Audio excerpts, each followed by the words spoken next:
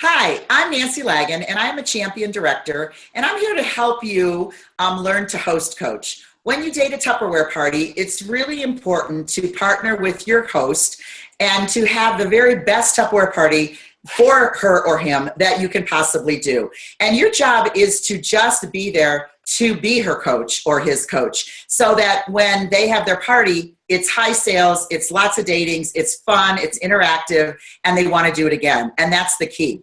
And it comes with a little preparation from you. And so if you are host coaching, the very best way to do it is in person, if you can.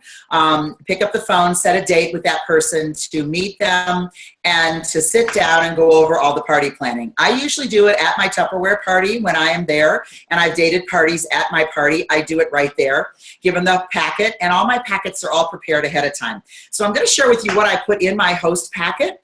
Also, I ask them if they would like to play games or not, if they would like to do a recipe or not, and I leave it up to them. I suggest lots of different recipes, and if they'd like to do it, great. If they just want to do their own food, that's fine too. So you want to make sure that you're just there to guide them to a successful party.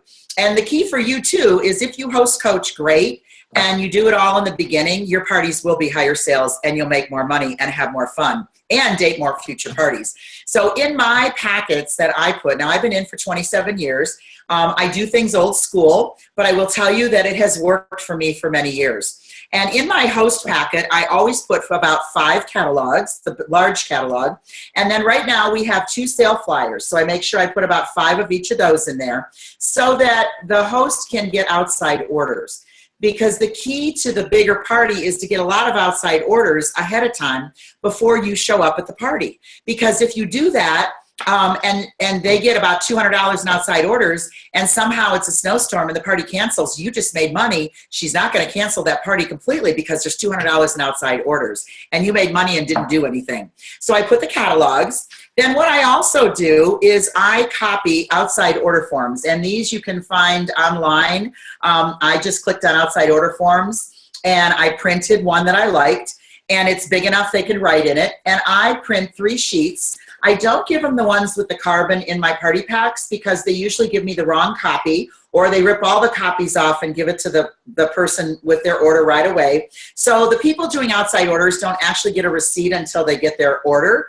But I like to do it this way so I make sure I have all the information intact and it doesn't get lost. With those, I have created a how to do the order form.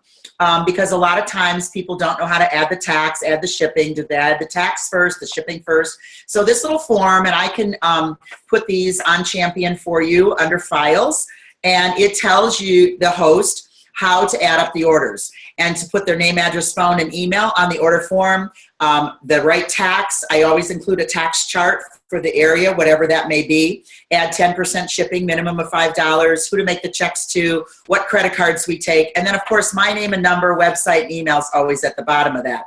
And I paperclip that to the top of the order form so that they know that that's how to do the order form when they take them out. That way you don't get all those little sticky papers when you get to the party of all the outside orders. The other thing I put in is how to have a $1,000 party. Now there's many copies of this also that you can find online. And this is an older one that I have just loved through the years. And I printed on colored paper. It doesn't matter what color, just something bright to catch their eye so they read it. And on it, it just tells them to over-invite, personally call their guests, put the catalogs in hands of people that can't make it, set a goal of having at least 10 to 12 guests in attendance. And all those little things on there really create a $1,000 party. The other thing that I do is I always tell my hostess our little dating gifts, and the little dating gifts change with each time we have a new hostess gift special. But the little dating gift is in the little monthly, and it's a little bowl, and they can get one just for hosting a party. But I challenge my hostesses to earn up to all 4. And they get one for dating a party. You can give them one if they have 7 people in attendance. And you can count dogs and cats if you want. No, not really. You don't want to do that. But 7 people in attendance. If they have $100 or more in outside orders, I give them another one. And if they have a dating and waiting, and what that is it's a person they have talked to that maybe can't come to the party, or maybe they can come to the party, but they already told their host that they would like to have a Tupperware party. If I have all of those things, I give them 4 little bowls all wrapped up in some cellophane with a bow on it, because they have earned all those challenges. And all those things add up to a $1,000 party. The other thing that I put in there, and this is very old school, is a guest list. And I take a set of Avery labels, and what I do is I give them 20. I used to give 30, but a lot of times not that many people really do come to the party. So I give them 10 or 20, and the top 10 or 20 people that they think would come to the party, they need to put their name and address on this label sheet. The first one I write host, so when I get it back, I know whose party it is. And that her name and address will go on the top when I date the party. I also put a self-addressed stamped envelope in there, and that way when they fill out the guest list, they can mail me this back very easily with just putting a stamp on. Now I put my address on the top and the return address as my address as well, because I want to make sure that it gets back to me, and it's very simple for them to pop it in the envelope, put a stamp on, and mail it. I usually do get all my guest lists back. And then what I do is I attach a little invitation to my monthly, that's the current monthly for their party, and I mail an invitation to each person. What I find is if they can't come, they still have a little book to look at to get excited, and they usually will order. So I put all of that together, and I put it in a plastic sleeve. And so I put the $1,000 sheet on one side, and I put all the other information, the order forms, the guest list, the envelope, on the other side, and I put it in plastic sleeves, so I'm all ready to go. And I make up 10 to 20 of these on a weekend so that I'm always prepared to date a party. They're at home, they're in my car, they're in my bag that I take into my parties, and they're always ready to go, and they won't get wet, or if the kids grab them or whatever, they don't get messy, because you don't want to ever give anybody copies that are dirty or hand printed or crayoned or anything like that. They need to be very professional. And now what I have done for a long time, you can put it in here and put catalogs in here to give them. You can put it in a folder. We have very professional folders that we sell. I love party bags. I love fun. I go to Mark's or Walmart and buy these little party bags. They're all different colors and kinds.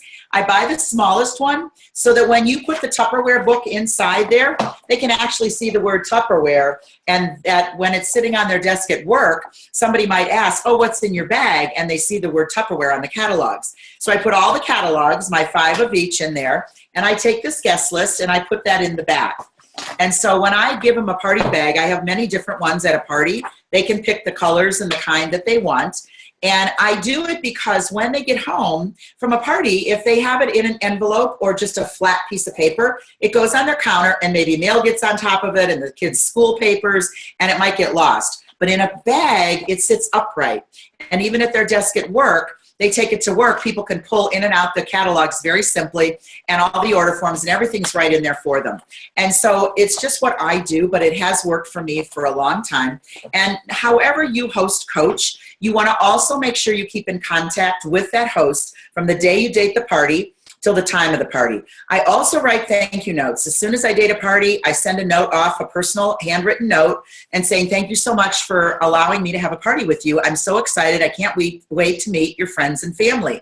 And then I also sent another note that I will be there about a half an hour ahead, a little bit before the party, and let me know how many people you have coming so I have enough gifts.